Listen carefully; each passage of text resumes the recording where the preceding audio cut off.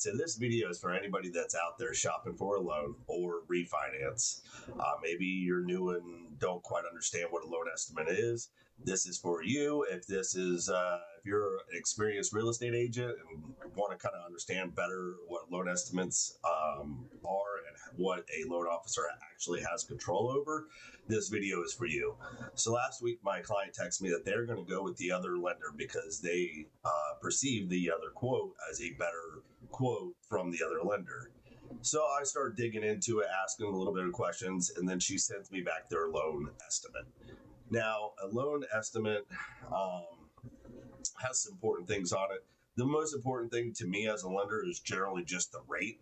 Most people understand this right here is the rate that they on the loan estimate, 6.625. And the other thing that people really focus on, and including this client was very focused on the fact that the estimated cash to close was $15,705. Whereas my loan estimate, as you'll see here in the next couple slides, is a little bit higher, and there's a reason for that.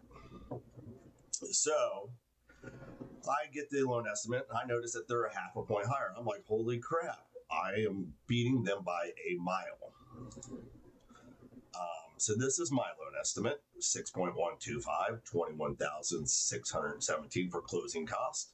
As you can see, my origination charges are very minimum there. There was only a little bit about points there. So there's some other things to understand.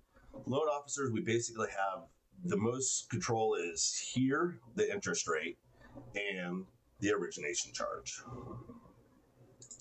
As you can see here, the lender controls box A. That's your origination charges, whatever the rate, and this box go hand in hand. If there's points, the rate goes down.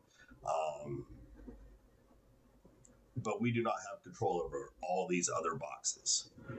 So taxes and insurance, homeowners insurance, is generally something that we're going to estimate up front in the beginning, because you can go out and get quotes before. Like I have a client right now that's shopping, not even pre-approved with me yet, but is already shopping for their homeowner's insurance. Generally speaking, this is a manufactured home. Manufactured homes are going to be a little bit higher in homeowner's insurance based off of what I've seen in the past. So if somebody I know is putting an offer in on a manufactured home, I'm generally going to quote it about $3,000 a year. If you're looking to buy a brand new house, a brand new build, typically those are pretty cheap. $1,000, $1,200, somewhere down in that ballpark range. If it's a used home, maybe $2,000, $1,800, $1,900. That's about what ballpark range. If it's beachside and you're in an area, or if it's a flood zone, price goes up exponentially. $4,000, $5,000, $6,000 a year. So that does cost differently, because what happens is whenever you're doing anything that has escrows, so if you're putting less than 20% down, you do have to have your taxes and insurance escrowed into an account. So what they're going to collect is 1 year and typically 3 months up front. So that does change your closing costs. Your closing costs are going to be taxes and insurance. So this was their origination charges, as you can see, about $400 more expensive. But the services that they can shop for, including the title services, were way underestimated, making their loan look exponentially better as far as closing cost, which are all going to be balanced at the end. Regardless of what happens, if she chose me or she chose the other lender, her taxes and insurance, her prepaids, all that stuff is going to be exactly the same. But the only difference is she's not going to get this same charges in box A or the same rate from the lender. So as you can see, that was theirs. This is mine. 900, almost 4,000 I put down here. It is important to overestimate taxes and all this other stuff, because once we disclose it, we cannot charge. After 2008, we cannot charge more for things that we do not know, like a appraisal. We can't charge more. Any of these things on here, we cannot charge more. So it's important that we disclose a higher number than what it actually is going to be.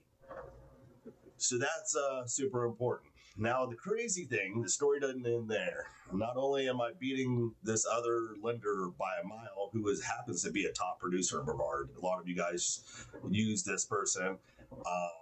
This person then tries to do a scare tactic into the client to use them by charging a $495 cancellation fee. It's wild to me. It's unheard of. I would never work for a company that would charge my client a cancellation fee of any sort. Even it's just wild. It's just not cool. If you work for a company that charges that, look to get another position somewhere else. If you're getting beat by your rate that often by a whole 0.5% and less on your closing cost, if you work for a company like that, do like I did. In the beginning of my career, I worked for a company and I realized my rates were way too high, that the company wanted way too much and wanted more margins and were greedy. I wasn't going to do it to my clients. Go somewhere else. It's not that hard. Apply. A lot of people are recruiting. You're commission based. If you've proven that you can sell those high rates, then you can come work for a broker like me and sell the heck out of them. It's that easy. If you have any questions or concerns, hit me up, 321-501-9571. Have a great day. Happy Monday.